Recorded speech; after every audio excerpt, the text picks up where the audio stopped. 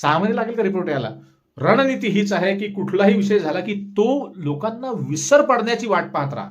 त्याचा विसर कसा पडेल लोकांना. एकदाचा विसर पडत गेला, यांना काय करायचं, यांना सगळी डोकेदुखी असते बरं का. ह्या सगळ्या घटना घडल्या की त्या घटनेवर जे लोक ओरडतात आणि ते सगळी पेपरबाजी होते, पत्रकारबाजी होते, ते सगळं नको असते यांना. हां, यांना फक्त निवडणुकीच्या काळामध्ये जे इंटरव्ह्यूज हे देतात ना, ते मोठ्या आनंदाने देतात. मग हेलिकॉप्टरमध्ये पत्रकारांना बसवून घेतात, आपल्या गाडीमध्ये बसवून घेतात, प्रवासादरम्यान मग काय काय ते बोलतात पत्रकारांशी, तेव्हा त्यांना पब्लिकच्या पुढे त्यांना राहावं लागतं ना. पण अशा वेळी काही घटना घडल्या आणि तेव्हा काही पत्रकारांनी प्रश्न विचारले, ते मोठे जिव्हारी लागतात मंडळी. आणि मग काही रिपोर्ट, काहीही ब्लॅक बॉक्स जळाला, मग म्हणाले नाही जळाला, मग आता रिपोर्ट आला की ते झाडावर विमान आदळलं वगैरे, अतिशय हास्यास्पद. मी म्हटलं ना मंडळी, पुन्हा मी तुम्हाला सांगतो, नवराही तेच, बायकोही तेच, सगळं तेच, लेकरं कुठून होणार, अशी कंडिशन झाली आहे हा मंडळी. आणि मला नाही, मी महाराष्ट्रात, मला माझा 71चा जन्म आहे, मी माझंही वय आता जवळपास 54-55 वर्षाचं असेल. मी इतकं हास्यास्पद राजकारणी आणि इतके गलथान आणि मूर्ख, एकदम मूर्ख, की ज्यांना उत्तर देण्याचाही ढंग नाही आहे, असे राजकारणी मी पहिल्यांदाच पाहिले. असे दादांसारखे काही बोटावर मोजण्या इतके असेल 2-4, तुम्हाला सांगतो महाराष्ट्रात.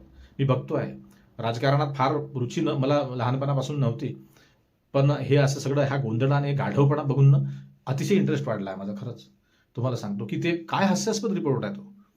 आता ब्लॅक बॉक्समधून काय आहे ते बघाल, मला तर वाटते असाच काहीतरी विषय होईल आणि लोक एकदाचे कसे विसरेल, नाही तर मग दुसरा काहीतरी सॉरी एखादा विषय घडवून आणतील मोठा, काहीतरी वेगळंच विचित्र, जेणेकरून हा विसर लोकांना पडेल.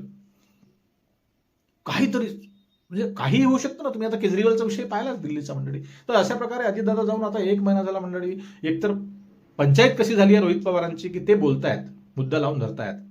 मिटकरी बिचारे प्रामाणिकपणे त्याच्या मागे खरंच त्यांचं कौतुक करावं तेवढं थोडं आहे. ते काय म्हणतात अमोल मिटकरी की मला जे काही दिलं, मला जे काही विधान भवन बघायला मिळालं, मला संसदेत बसायला, सभागृहात बसायला मिळालं, ते सगळे उपकार अजितदादा पवारांचे आहेत.